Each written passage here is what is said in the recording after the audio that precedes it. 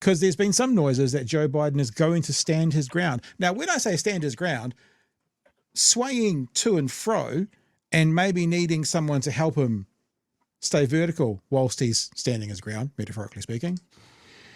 US President Joe Biden is defying calls to bow out of the presidential race, telling donors, no one's pushing me out. High-profile Democrats are now openly calling for him to... Well, that's different. No one's pushing me out is different from standing his ground, because he might just go, I myself have made the choice to move on. So that could still be an accurate statement. No one's pushing him out and him resign or him remove himself. To step aside, and Donald Trump's lead in the polls is only growing. US correspondent Mitch McCann reports.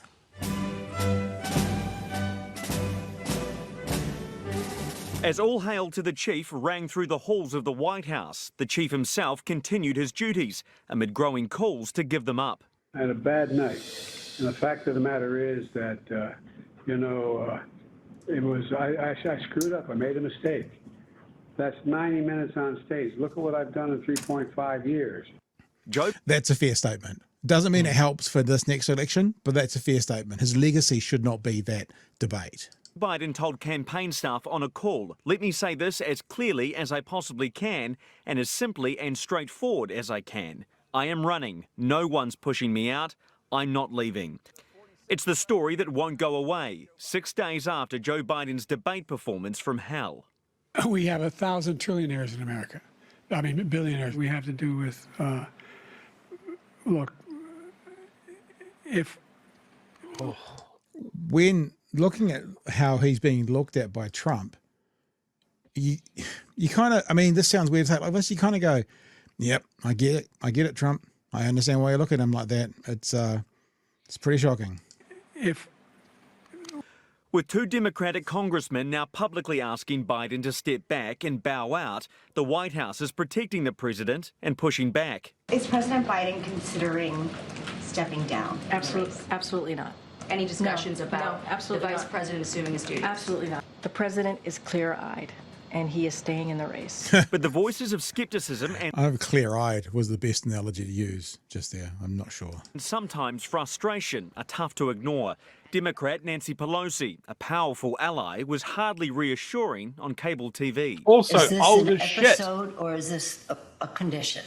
And if political pressure wasn't changing Biden's mind, neither is money, it seems. See, the problem with what they're trying to say, Pelosi there is saying, well, is this just a one-off or is it a condition? It actually doesn't matter because the voting public sees it as a condition. You know, you fuckers should know this by now that, what is reality? How it appears is the reality. Perception is reality. And the perception is now, whether it was a one-off, which I don't think, but if it was, or whether it's a condition, it doesn't matter. Perception now is definite that the White House has been hiding dementia from the public and how bad Joe Biden has it. That's the perception. So all this, was it a one-off? It doesn't matter because the public aren't going to listen to Nancy Pelosi and go, yeah, that person with a vested interest said it was a one-off. Chink, chink, chink, Joe Biden's my man. It's not going to happen. So it's irrelevant. It's an irrelevant point. Democratic mega donor Ari Emanuel has suggested donors are considering not putting their money to the campaign. He gave us a bunch of malarkey, and I'm really pissed. Right. And we all should be really pissed. Right. Today, the president assembled powerful Democratic governors to the Oval Office to shore up support. And luckily for him, that's what he got. President Joe Biden is in it to win it. And all of us said we pledged our support to him because the stakes could not be higher. But his polling numbers are getting lower by the day. He's now 6 percentage points below Trump. Over the weekend, Biden is expected to return to the campaign trail and undergo a high-profile TV interview. As the New York governor put it, the stakes really couldn't be higher. Mitch McCann. And there are some people thinking that during that high-profile TV conversation, he may withdraw in that. Let me just say this again, Free Soul, if you listen to what I was saying carefully, it doesn't matter whether he's got dementia or not. It doesn't matter whether it was an episode or not. And I'm sorry, but not even I'm going to give you the grace, Joe Biden, of blaming jet lag. He was overseas 11 days before the event, and they're talking about jet lag. If that was truly and honestly jet lag that you as the president were suffering 11 days after you got back on American soil, then that just speaks again that you don't have the capacity, the physicality to be president. So if it was jet lag, you shouldn't be president. And if it wasn't jet lag, it was something else that you're lying about. So I'm not even saying that, Fresh. I'm not even saying if he's got dementia or not. I'm saying it doesn't matter anymore because that's the narrative and perception is reality. Chewy. I'd almost go further than that on the whole. It doesn't matter at this point. It doesn't matter at this point. We are watching a train head towards a bridge that is out over a raging river, and there isn't a signal to throw or another track to put the train on, and we can't stop the train, can't swap out another engine. It is too late. Well, it's not too late to swap out another engine. Oh, I think it is, because the only option you've got is Kamala Harris, someone who has been MIA for pretty much this entire presidency, who polls really, really badly and got zero support from the Democratic Party. She's currently polling better than Joe Biden by quite a long way. Jesus, well, that's a turnaround. So shall I give it to you now? Shall I give you the breakdown? Yep, sure. So one of the main driving factors and look, if you guys want to get on Discord afterward, me and Chewy have had this 3 or 4 minute chat. We'll go speak to some people. There's quite a few people in there. Look, I'll be frank. I don't know if we'll get to all of you, but we'll do it for no longer than 10:30. And if we have like 10 2-minute calls, easy. If we have 3 6-minute calls, then that's on you guys. One of the big issues is the war chest that these nominees have built. There's $92 million in the war chest. Right, within law around election law, that $92 million cannot be used by any other candidates other than Joe Biden or Kamala Harris. They're the only 2 people who are allowed to use that war chest legally. Now, what it can do is it can be given to PACs, various PACs, and they can use it, but then there'd be no money for a Pete Buttigieg. They'd have to start fundraising again for a Pete Buttigieg or someone else to come in and be the nominee. So I think my money is on, mostly listening to conversations going on all over the place, that he will step aside. And my money, primarily for that reason, Chewy, the only person with free access, legal access to that $92 million is Kamala Harris, means she will be the nominee. Now, bear with me. Think about it this way, right? First woman president. What works for her? Well, what works for her is this election is going to be somewhat a referendum on abortion. And you've got a female at the top of the ticket, then arguing with Donald Trump, who brought in and he happily owns bringing in the idea of cancelling Roe v. Wade because of his elections. That's a pretty strong starting point. It's a pretty strong starting point to have a female be able to argue abortion rights in a year where abortion rights are under threat and people voting know it's under threat.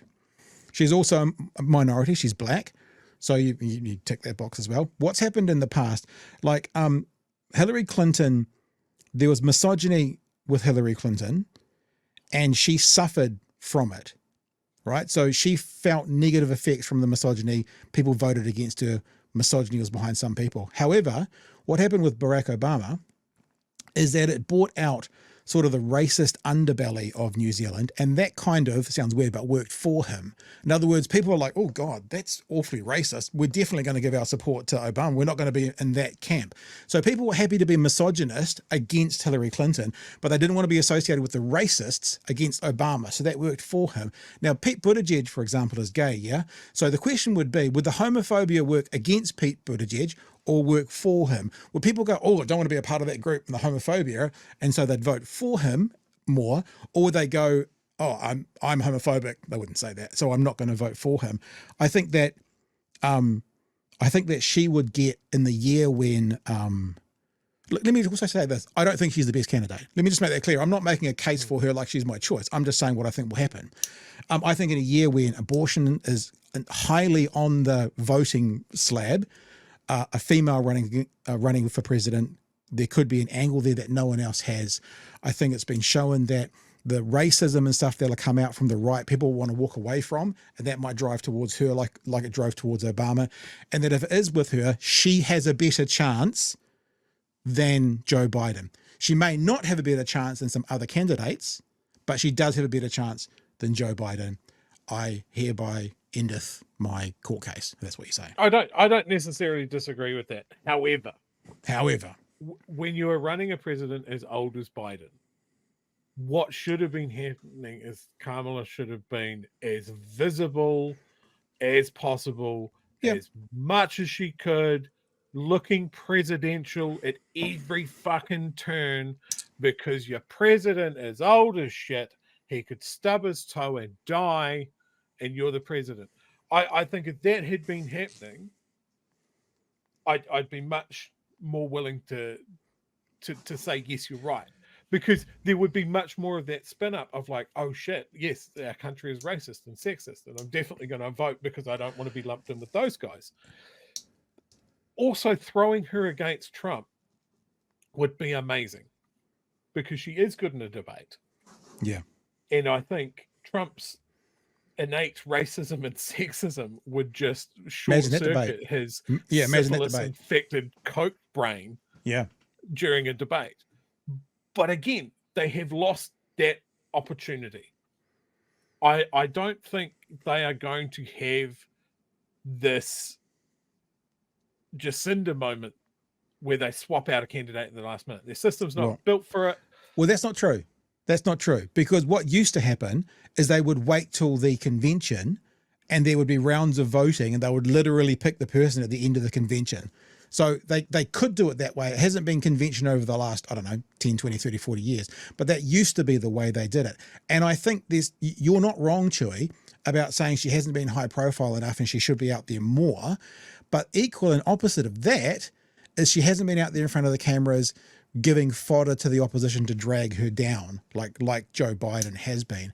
And for a candidate that's weaker and is a bit flavorless and just a standard, corporate Democrat, maybe a 4-month run would be advantageous because it wouldn't give them the chance. I mean, we saw it in the polls. You always get a bump and then you tail down. It's the Don Brash thing where he did his bump too early and he tailed off. That 4-month window might just work. And look, again, I'm not in Camp Harris, right? I'm just saying that this is the situation that I think is going to happen. And it probably goes, if he steps down, the most logical solution would be Kamala Harris. And a big part of that is because of the $92 million. Hereth endeth my case again. That's all. Yeah, and there's certainly people saying, look, Kamala has been going out and doing stuff and that sort of thing, but just doesn't get the media coverage. Sure. And look, maybe she's a lot more visible in the States. I honestly don't know. And I guess we'll find out. This time, you know what? Put it this way. I think by this time next week, we'll know. Yeah. That's what I'll say as well. I think when it comes down to it, like, as much as the news media and people like us are making this about this debate and the personalities of Biden and Trump, it really comes down to like who wants Trump and who doesn't want Trump. It's kind of almost exactly the same as what we're talking about with the UK elections. Like it's a real pivotal moment in US political history. Like Trump's not an unknown at this point. He's already had a go at the wheel. He's a former president. It's a known quality of what he is going to be like. I think that the effect that he will have on the global stage is potentially devastating. Whereas having business as usual democracy, well, we'll know what they're like. That's we should jump into some of these calls because there's people waiting there now. But I'll say one more thing.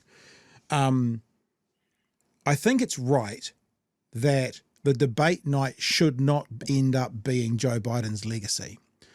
But if he doesn't step aside, and because of that, there's a massive win to Trump, that will be his legacy. People around him should be advising him, what do you want your legacy to be? If you get in the way and lose this, then your legacy will be dog shit for the next 30 years. Like people talk about how the DNC screwed over Bernie Sanders in 2016. Debbie Wasserman Schultz, you say her name still and you think about that exact moment. Say Joe Biden in 20 years from now, this will be the moment if you don't step aside and then lose.